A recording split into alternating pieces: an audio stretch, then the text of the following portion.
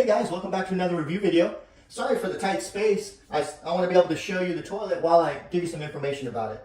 So we got it installed and here she is. It looks gorgeous, it's beautiful, the lights look really nice, and it's definitely a high quality product. So let's talk about some of its functionality, and then I'll show you a short clip about the installation, and we'll talk about some of the things that you should consider and also some of the challenges with the installation process. So let's get into it. So obviously the toilet, in my opinion, has a nice modern high-tech look with an elongated seat, which makes it perfect for anybody.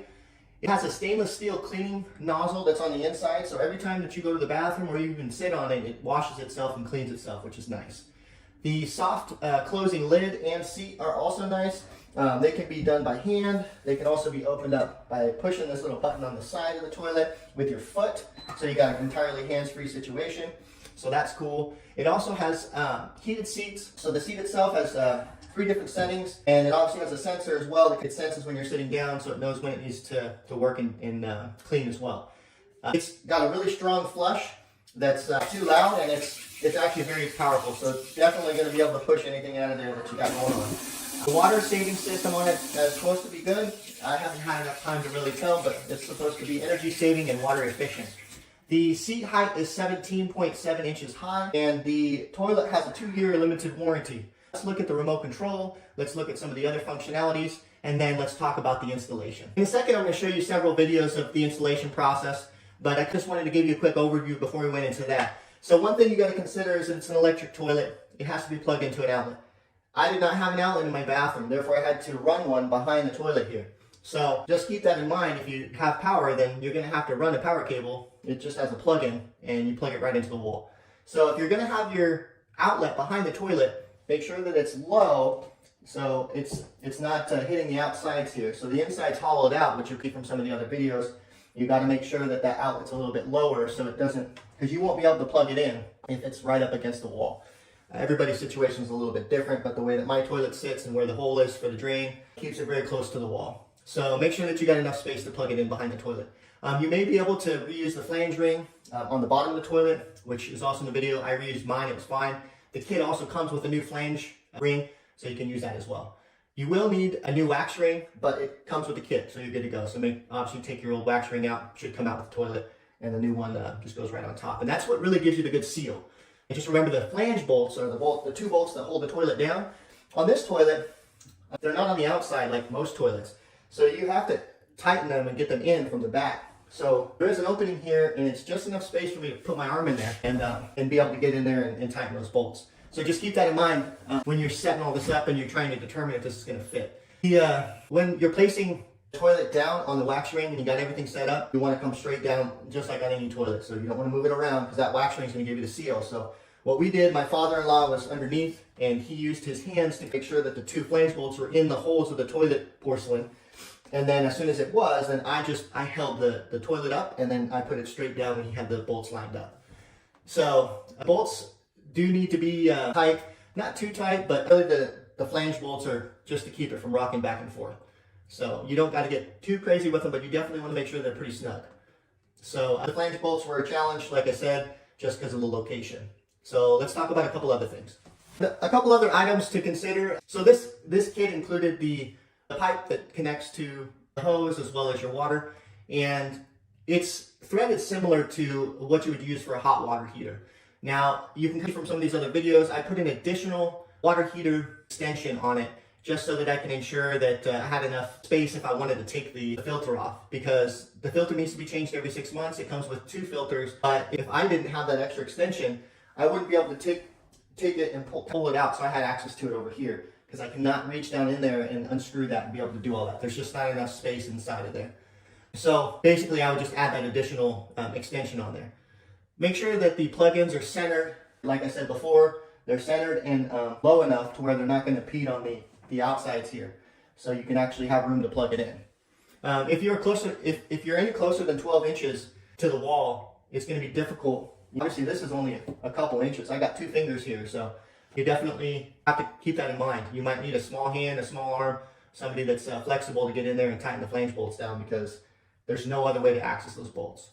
I would say the installation process is more of an advanced situation For me, it wasn't easy to install this toilet. It was very challenging, but everybody's situation is a little bit different. And because we had to run the power and because of the limited space in this bathroom, it made it extra challenging. But I will say that now that it's installed, I'm happy with it and I think it's pretty awesome. So, but anyway, if you guys are in the market for a cool toilet that flushes itself and has a bidet function and drying function and all the other cool stuff, LED lights, then this might be the perfect toilet for you.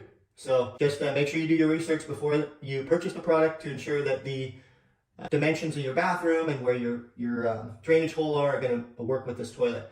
I'm going to go ahead and play a short video with a couple of the installation pictures from the manual itself so you can get an idea before you get it, and then you can go from there. And then the remote just slides right in. So obviously the remote control, you can take it out and use it like a remote control, or you can just leave it sitting here. It's within reaching distance while you're sitting on the toilet. So this here will open up the toilet. This will open up the bottom part of the seat. This is an adjusted mode just for kids and babies. So basically it doesn't spray as hard and it prevents the water from spraying out the back with it normally would if you weren't completely covering the toilet bowl. But it makes it really easy for kids and whatnot. So this is to turn the light on. If you push the button once, the basic lights come on, and then if you push it again, there's lights around the whole outside of the toilet, which I'll show you in a little bit. Water temperature you can change. Drying temperature, it's got a blow dryer that also dries after it washes. So you can change the temperature on that. You can change the temperature of the seat so that when you sit on the seat, how it feels on your skin, and then that's the way that you can flush it. You can also flush it. It also flushes automatically, so you don't need to be sitting on it. You don't need to push this button at all. You can actually just go to the bathroom, you get up and walk out of the room, and it'll automatically flush, and the lid will automatically close. So this is for the nozzle position, so you can move it forward or back, depending on how big you are and whatnot. So you can help line it up, and then you can also change the water pressure. So after you get your settings correct on this side, these are the only buttons you really need. The auto button does it all. You can also just use the bidet. Here's the drying function, and then the rear. This is just more towards your back, not as much on the bottom. So that about sums up the remote. Like I said, you can take it off, you can hold it, but I mean, generally it can just stay right here. The toilet also has these functions on the side of it, which I'll show you, just in case down the road or something like that, the remote, you lose the remote, you can still use the toilet because it has the buttons on the side. I just wanted to show you the buttons on the side. So if the remote gets lost, you still have the ability to do the rear portion, the baby option, drying, and the bidet, flushing, turning it on and off.